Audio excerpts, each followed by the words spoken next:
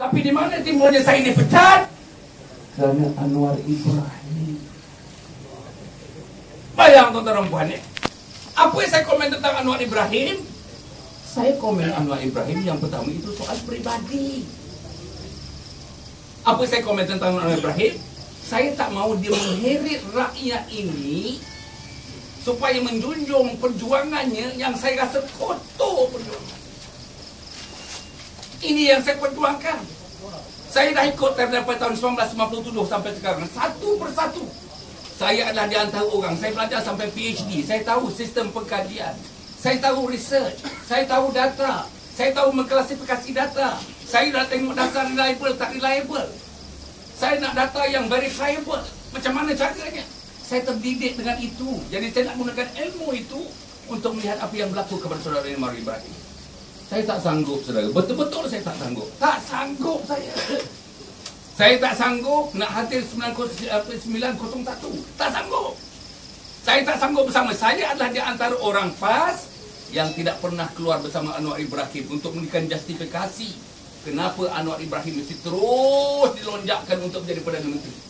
Bahkan saya menyebutkan, bukan saya menyebutkan kerana saya nak menyebutkan, kalau ditakdirkan Anwar Ibrahim tidak menjadi Perdana Menteri, siapa jadi Perdana Menteri? Saya orang PAS. Orang PAS lain tak mengusulkan, saya yang mengusulkan, Nek Aziz. Kalau atas dasar umur Nek Aziz tak mampu, siapa yang saya usulkan? Saya syorkan Ustaz Hadi Awang, presiden saya. Ustaz Hadi ada master's degree. Ustaz Hadi boleh cakap Islamic economics. Ustaz Hadi boleh cakap tentang hal ekonomi moden. Ustaz Hadi banyak baca buku. Ustaz Hadi banyak tulis buku. Ustaz Hadi mempunyai pemikiran yang hebat sebenarnya. Ustaz Hadi telah bersama-sama dengan kita dekat 30 tahun. Daripada saya kecil muda mendengar ceramah Ustaz Hadi sampai sekarang ini. Saya nak dia jadi Perdana Menteri. Pasal dia rekod bagus, moral bagus. Dia tak sapu anak orang, dia tak sapu bini orang. Orang ini. Tapi saudara, dia kata di dalam penjara pun dia nak jadi Perdana Menteri. Saya tak mau komen lebih. Minta maaf, saya tak mau komen lebih. Dia sahabat saya, satu pengajian dengan saya. Saya tak mau komen lebih tentang itu.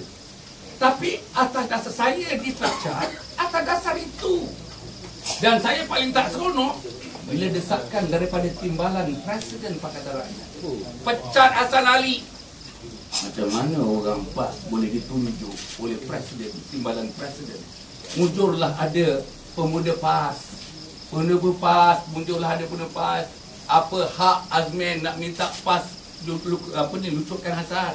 Apa hak Azman nak masuk dalam hal mengenai rumah tangga PAS? Tapi saudara-saudara, saya kata tuan-tuan dan puan, malam ni saya nak menyebutkan apa pun. Saya gugur ke? Saya dipecat ke? Saya ditiadakan jawatan exco ke? Saya apa pun, demi Allah tuan-tuan, saya akan berjuang untuk Islam. Saya akan berjuang.